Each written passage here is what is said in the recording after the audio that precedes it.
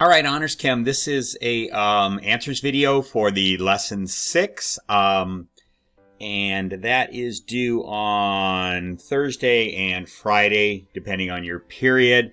Again, most of it you should have been able to do by just watching the video, the instructional video. I'll go through some of the number problems.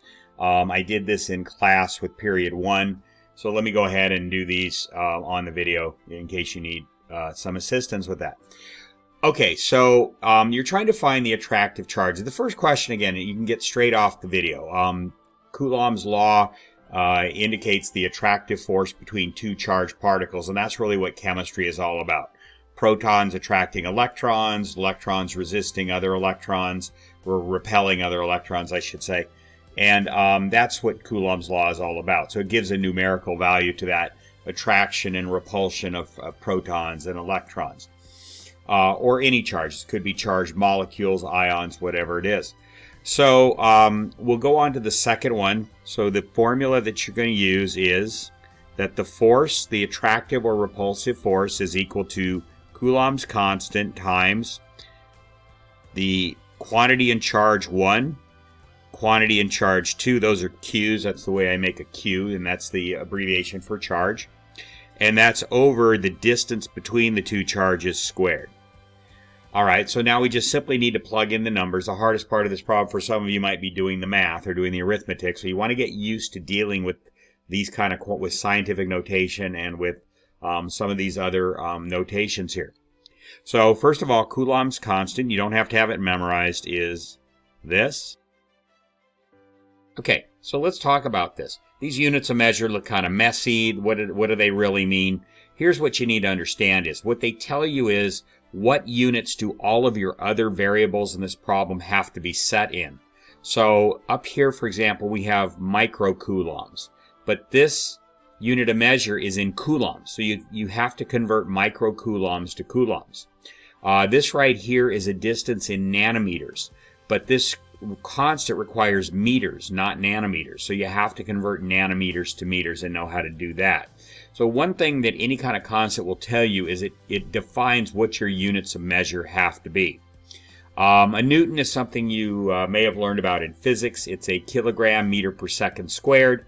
So kilograms, meters, and seconds there. But you don't really, in this problem, you don't have to break it down like that. Okay, it's just going to be newtons. All right, so now we're going to go ahead. So we need to convert Q1 and Q2. That's this and this. Doesn't matter which is which. Up on the top here. So it's going to be 7.2. And you go to your reference sheet from lesson 2. I believe it's lesson 2. It's in the reference sheet section. And you learn that that little symbol means micro. Coulomb, it means micro, so what that is 10 to the minus 6. It's 1/1,000,000th. And that's Coulomb. So the 10 to the minus 6 takes the place of the micro, and then you go ahead and you still write the C for Coulomb. 9.7, same thing. And then the distance down here is 8.9 nanometers. So again, go to that same sheet. It's 8.9, and a nanometer is 1/1,000,000th. That's 10 to the minus 9th. Meters. Okay, so you have everything set up. Now, the bottom has to be squared. All right, and the units here, real quickly, you have Coulomb times Coulomb. That would be a Coulomb squared, and there's a Coulomb squared, so that's going to cancel with this. You have meters squared. And up here you have meters squared, so that's going to cancel with the meters squared. I won't cross out the 2 because we need to apply it to those numbers right there. So basically the only thing you have left is Newton. And from physics class you may remember that's the unit of measure of force. Okay, so we can go ahead now. And I should have written, I didn't write it here, it's 10 to the 9th power. Okay, that should be a 9 exponent there. Okay, so what you're going to do is you're going to multiply all of the coefficients on the top and divide by the coefficients on the bottom. So I'm going to do that on my calculator here. Try to keep the glare from being on there. So it's 8.99 times 7.2 times 9.7 divided by, now 2 ways you can do it. A lot of times I just like to say I like to just say 8.9 divided by 8.9. In other words, do that twice. Or you can say 8.9 squared, okay? So I'm going to say 8.9 squared. And now PEMDAS means that it should square the 8.9 before it does anything else. So we're going to go ahead and hit equal. And it did do that. But you got to be careful when you have a square like that. It could put things out of order. So a lot of times what I like to do is just say divided by 8.9 divided by 8.9 again, and that would be the same thing as doing it the way I did it. Okay, so it's 7.92, and I'm just going to reduce that to 7.9. So this is a number between 1 and 9.99, so you're not going to have to adjust the decimal in your final answer. Now what we're going to do is the exponents. You add the ones on the top, and you subtract the ones on the bottom. All right, so 9 minus 6 is 3, minus 6 again is negative 3. So that's going to be, the top is going to be 10 to the negative third. And on the bottom you have, again, we're not interested in this anymore, it's 10 to the negative ninth squared. So there's a principle of exponents that a raised to the x power, and then that raised to another power, y, equals a to the x times, put a dot, x times y. So it's going to be, so what do you do with the 2 and the negative 9? You multiply them. Okay, that's just a principle of exponents. So negative 9 times 2 is negative 18. So it's 10 to the negative 18th power. Okay, so that takes care of all the exponents. Now we need to combine these. What do you do when you have an exponent in the numerator and one in the denominator? You subtract. Negative 3 minus negative 18. Negative 3 minus negative 18. The double negative turns into a plus sign. So that's going to be negative 3 plus 18. And that's going to equal 15, positive 15. So that's going to be your final exponent for this entire thing. So it's going to be 10 to the 15th power. Okay, you don't need to adjust the decimals. We said the only thing is, one last thing, you got to put the final unit of measure. That's the only one after we canceled Coulomb squared and meter squared over here. We end up with only newtons left, which is the unit of measure for force. So you put that like that, and that is the force between those two charges. Okay, and that's how you do that problem. So be sure, again, just as we do these problems, be sure you get comfortable with your scientific notation and with your exponent principles and log principles as well, okay? We'll be using those fairly often. Okay, draw a diagram of an atom and the following elements. In first period today, this is Wednesday, I did oxygen. Let's do phosphorus. So you should have a periodic table. And so here's phosphorus. It's in the third row, and it's this element right here. It's the 1, 2, 3, 4, 5th element from the left in the third row. Okay, so let's just remember that as we do this. So the scoreboard, you won't have to do the scoreboard forever. It's going to have protons, electrons, neutrons, orbitals, and valence electrons, the electrons that are in the outer orbital. Sometimes that's the only thing you want to know, because those are the ones that create chemical bonds. Okay, we're going to draw a nucleus here. Nucleus has 2 particles in it. It has protons and it has neutrons. Okay, so let's look. How many protons? That's given by the atomic number, the number on top. That's what defines phosphorus as phosphorus. It must have 15 protons. No atom of any other element can have 15 protons. It must be phosphorus. Okay, so we're going to put a 15 here for protons.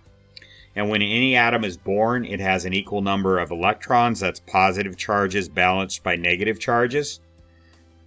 So those two are going to be 15, and we can go ahead and put 15 in the nucleus of our diagram.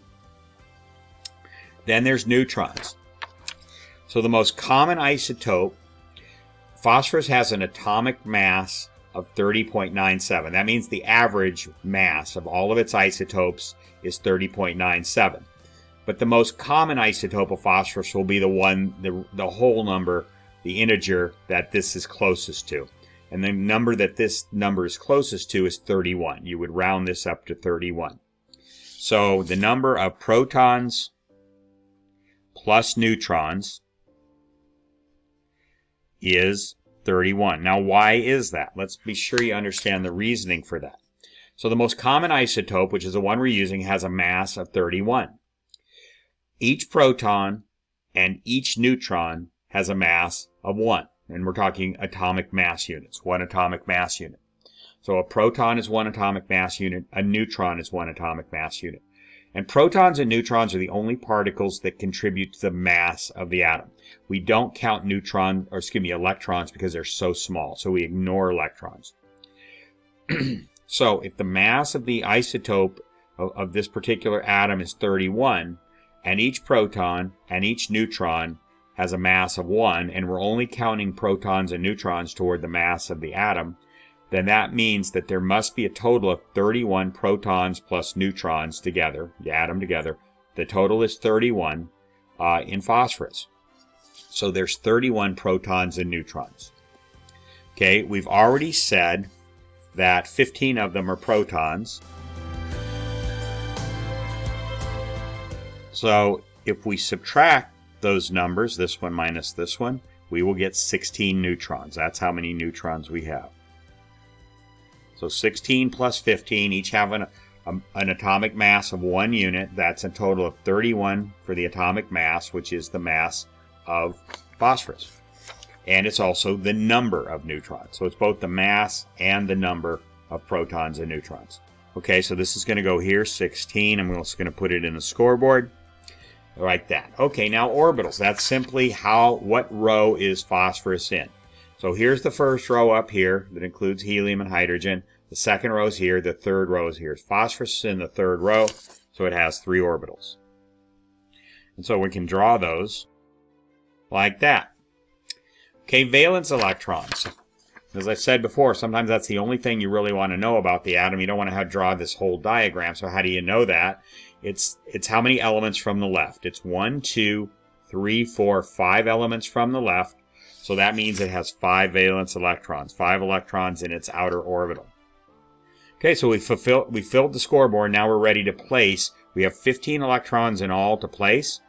The first orbital can hold 2 and then it's full. So we're going to put them side by side, meaning they can't bond with anything else. The second orbital, if you have a third orbital, it means you must have filled the second. So it's going to have 8. It can hold up to 8. But again, let's get used to placing them in the proper way. So you put 1 there. You space them out, spread them out at first. After you've done 4, then you start pairing them up. This one gets paired up. This one,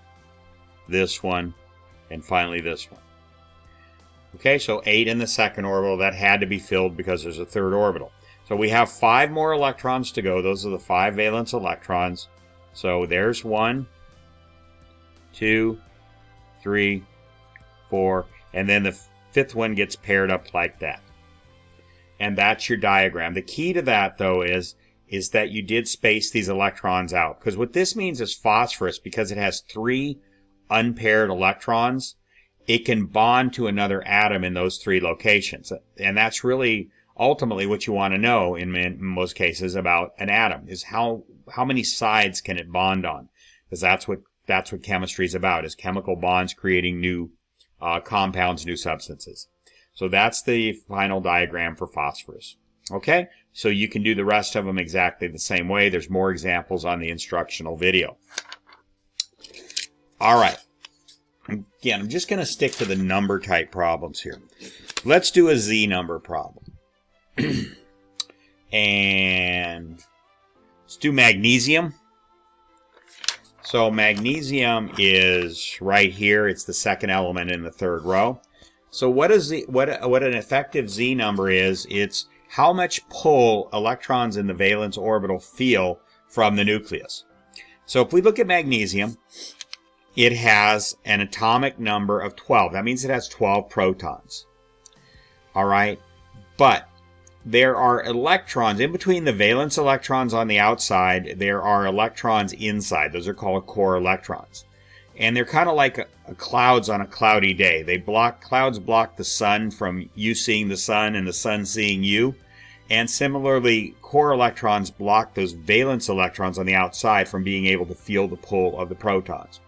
So while I don't require that you do this for these problems, I'm going to draw a diagram so we see visually what's going on here.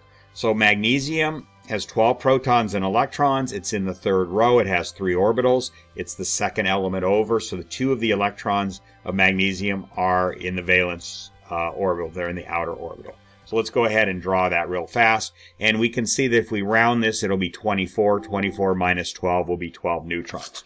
So I'm just going to do this quick diagram. I'll do it over here. So magnesium has 12 protons. You do the little subtraction problem that we've done earlier, and it also has 12 neutrons in its most common isotope. We said it has 3 orbitals because it's in the third row, and 2 there. Again, I just like to get you in the habit of drawing these in the proper order, even though we know that second orbital is going to fill up with 8. Okay. So there's 10 right there. If you fill up the first and second orbital, you've used 10 electrons. So the last 2, which are the valence electrons, we said, because it's the second element in its row, are there and there. Okay, so this atom has 12 protons pulling on these electrons. But because these inner electrons are kind of blocking, as I say, kind of like the clouds block the sun from you, they're blocking these protons from reaching out and attracting these 2 electrons out here. So the formula for Z effective, it's the effective Z number. It's how much pull it effectively feels, is the Z number minus the number of core electrons. Okay, so that number, the Z number, is 12. The number of core electrons is 10. 1, 2, and then 8 in the second orbital. That's 10. So that means the Z effective equals 2. So these 2 electrons are feeling effectively not the pull of 12 protons, but only 2 protons. That means they're not being held very tightly. And so that means it's fairly easy to pull these 2 electrons away, to ionize this atom and pull these 2 electrons away. And in fact, both of them can be pulled away fairly easily by other atoms. One student was asking, well, gee, it seems like the Z effective number is always the same as the number of electrons in the valence orbital. And that's true if the atom is electrically neutral. But if this were an ion, let's say it had already ionized this 1 electron right here, so I'll just erase it. So how much Z effective is this feeling? Well, it's still feeling 2. You still do the calculation the same way. 12 minus 10 is 2, and yet there's only 1 electron in the valence orbital. So don't assume that the Z effective number is the same as the number of valence electrons. If it's an ion, that won't be true. If it's electrically neutral, that happens to be true.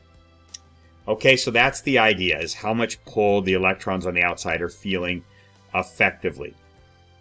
And it's based on the screening or shielding of these core electrons. Okay, I think that's going to do it for me. Everything else is descriptive. Watch the video. If you still don't understand it, we can talk about it in class or in tutoring hours. Okay, let's get that down there. Or in tutoring hours as well, okay? So get this done. Ideally, we want to have this done on Thursday or Friday, Lesson 6. We're moving into Lesson 7. We've already done that in both classes. And we want to get that done by Monday, Tuesday, or earlier if you can. Okay? So that's it. We'll see you in class. Have a good day and a good evening.